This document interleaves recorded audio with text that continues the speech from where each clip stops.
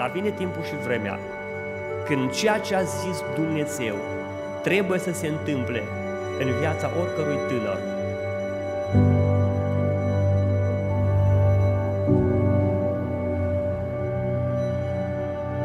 Tu porți numele lui Moșu. Ați dori să fii un exemplu în familia noastră și Dumnezeu să vă binecuvântează.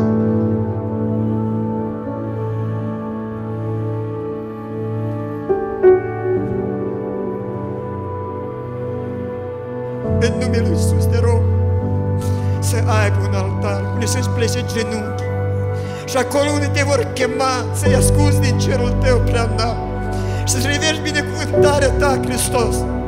Dacă vă chema în necaz, în strâmtorare, să-i asculți din cerul tău prea înalt.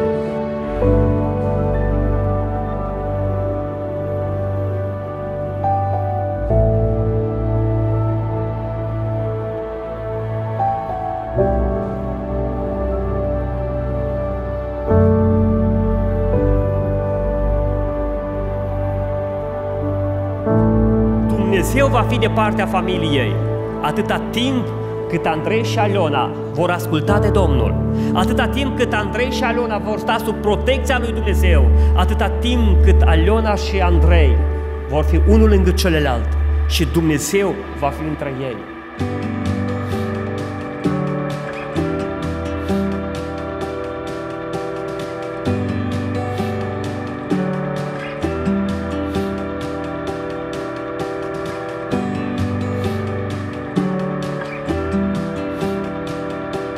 Este un moment de bucurie în care acești doi împlinesc ceea ce spune cuvântul lui Dumnezeu.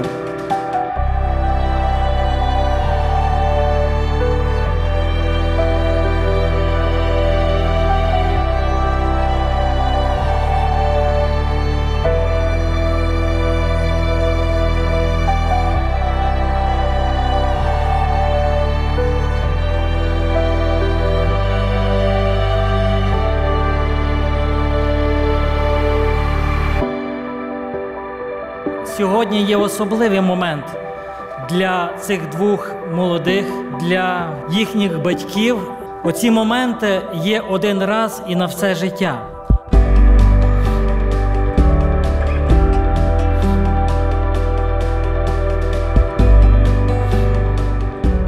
Prin toate acestea, ceea ce ați spus aici, ceea ce spuneți aici, veghează Dumnezeu la tot ceea ce ziceți, pentru că cuvântul Dumnezeu spune da al vostru să fie da și nu, nu.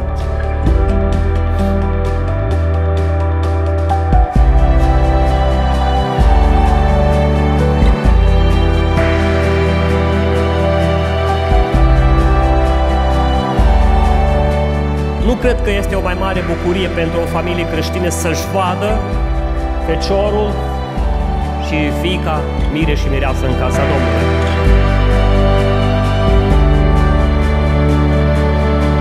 Dar ceea ce este aici, la altar, în casa lui Dumnezeu, pentru o familie creștină, este o deosebită binecuvântare.